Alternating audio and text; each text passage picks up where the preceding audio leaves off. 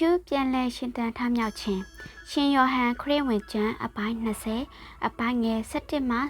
18သခင်ယေရှုလက်ဝါးကတိုင်မှာအသေးခံပြီး၃ရက်မြောက်နေ့ရဲ့နနက်ခင်းအချိန်ပဲဖြစ်ပါတယ်ရှင်ယောဟန်ခရစ်ဝင်ကျမ်းစာမှာဖော်ပြထားတာကမာကတလမာရီက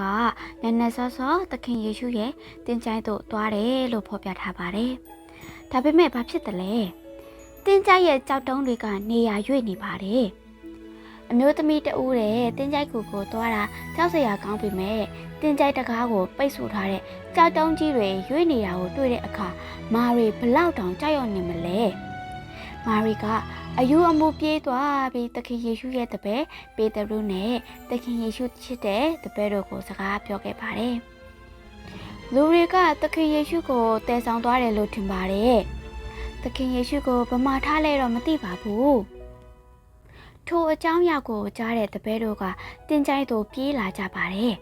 ဒါပေမဲ့တင်းကြိုက်ကူမှာဘာမှမတွေ့ရပါဘူး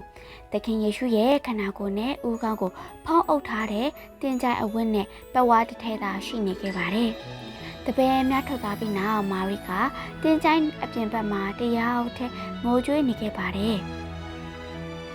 တင်းကြိုက်ကဘာမှမရှိဖြစ်နေတယ်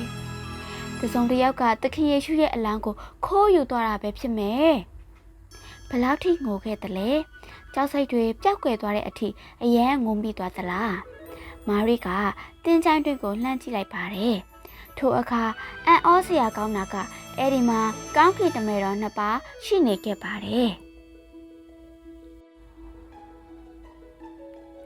ကောင်းကင်တမန်တော်များက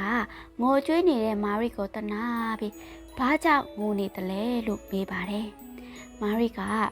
တစုံတစ်ယောက်ကသခင်ယေရှုရဲ့အလောင်းကိုယူသွားတယ်လို့ဖြေပါတယ်။သခင်ယေရှုရဲ့အသေးခံခြင်းကဝမ်းနည်းစရာဖြစ်ပေမဲ့သခင်ယေရှုရဲ့အလောင်းတော်မရှိတော့တာကမာရိရဲ့ဝမ်းနည်းမှုကိုပိုပြီးတော့ကြီးမားစေပါတယ်။ထိုအချိန်မှာပြန်လည်ရှင်သန်ထမြောက်လာသောသခင်ယေရှုကမာရိအနောက်ကနေပေါ်ပေါက်လာပါတော့တယ်။သခင်ယေရှုကသင်သည်အဘယ်ကြောင့်ငိုကြွေးနေသလဲဘသူကိုရှာဖွေနေတာလဲလို့မေးတော်မူပါတယ်။ဘာလို့လဲဆိုတော့မာရိကအယမ်းငိုကြွေးနေလို့ပဲဖြစ်ပါတယ်။ဒါမှမဟုတ်ပြန်လဲရှင်သန်ထမြောက်လာတော့သခင်ယေရှုကိုအတိအမှတ်ပြုရခက်ခဲနေပါသလား။မာရိကသခင်ယေရှုကိုမမှတ်မိပဲတင်းချိုင်းဆောင်လို့ထင်ခဲ့ပါတယ်။ကိုရက်ကိုရွှေ့ပြောင်းပြီးရင်သူ့ကိုဗမာထားလဲဆိုတာပြောပြပါကျွန်တော်သူ့ကိုခေါ်ဆောင်သွားပါမယ်။ထိုအချိန်မှာသခင်ယေရှုကမာရိနာမည်ကိုမှဲ့ခေါ်ခဲ့ပါတယ်။မာရိပြီးတော့အံ့ဩစရာကောင်းတဲ့အရာတစ်ခုဖြစ်သွားခဲ့ပါတယ်။မာရိကသူ့အမိကိုခေါ်ဝေါ်ခြင်းကိုကြားတဲ့အခါသခင်ယေရှုဖြစ်နေတာကိုသိလိုက်ပါတယ်။သခင်ယေရှုကသူ့ကိုမှတ်မိတဲ့မာရိအားဒီလိုမိန့်ပါတယ်။ငါကိုရောပေါ်ကိုလက်နဲ့ထိခြင်းမပြုပါနဲ့။တစုံတစ်ယောက်ကိုတွေ့တဲ့အခါလက်ဆွဲနှုတ်ဆက်တာလက်ဖက်ရည်တောက်တာဒါမှမဟုတ်အတူတူထမင်းစားတာမျိုးလုပ်လေ့ရှိတယ်မဟုတ်လား